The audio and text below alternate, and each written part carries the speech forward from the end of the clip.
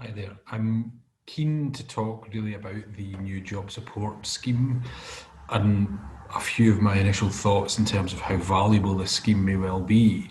I mean, it's clear that for many businesses, many employers, they would have welcomed the furlough scheme because in effect it gave them a chance to avoid some of the more difficult or challenging long-term decisions about viability or otherwise of jobs.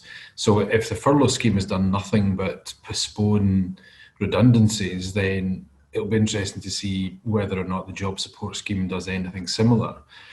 It's a scheme that we're probably aware of in principle, and it has operated in other countries like Germany or France as a kind of useful top up to keep unemployment as low as they possibly can.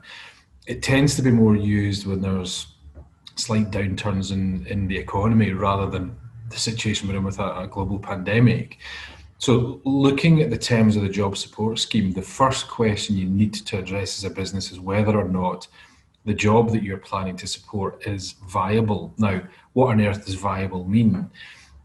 For me, it probably means that looking to the short to medium term, is it likely that that person will be able to do at least a third of the hours they normally do?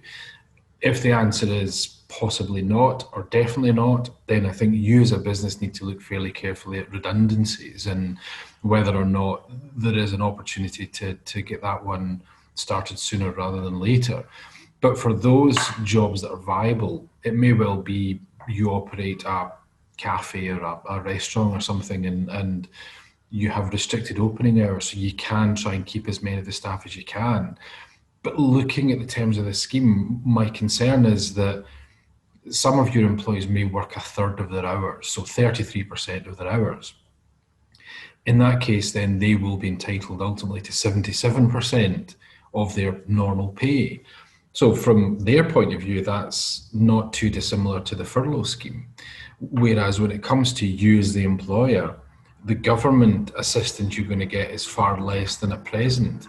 So all you would actually be getting from them is 22%. So you as a business need to find that 55%. So how sustainable that is in the long term is for me quite doubtful. That you as a business paying 55% of a salary for 33% of the work, it doesn't stack up economically in the longer term, but it may well be as a short-term solution. So I think what I'm urging all businesses to do really is have that critical look at your own business to see which jobs would meet this viability test. And if the jobs are viable, fine, I think you can explore the job support scheme. If they're not, then I think it's more sensible to look at a more kind of brutal decision in terms of whether or not redundancies would be necessary. Because if they are, then I think you can look to the current job retention scheme, the furlough scheme, to actually see whether or not, if you're able to make the redundancies during the month of October, when the scheme is still running, then potentially you could use some of the money you can claim back towards notice pay. And I know there's been some discussion and challenges either way, but I think where we are just now, you possibly could use some of your furlough money, as it were, to cover the notice periods. You would still obviously be liable for any accrued holidays or any statutory redundancy payments required. But I think now's the time to take that slightly more brutal look at it. The furlough scheme gave us, in effect, a chance to shelve those redundancy plans, but I think they now need to be looked at fairly urgently. And obviously, I'm more than happy to assist you, your business, in that review or looking or advising you in the options you face. So happy to get in touch, and it's always difficult and to know how to sign off on these. If you say stay safe or something that sounds slightly trite, but happy to talk. Thank you.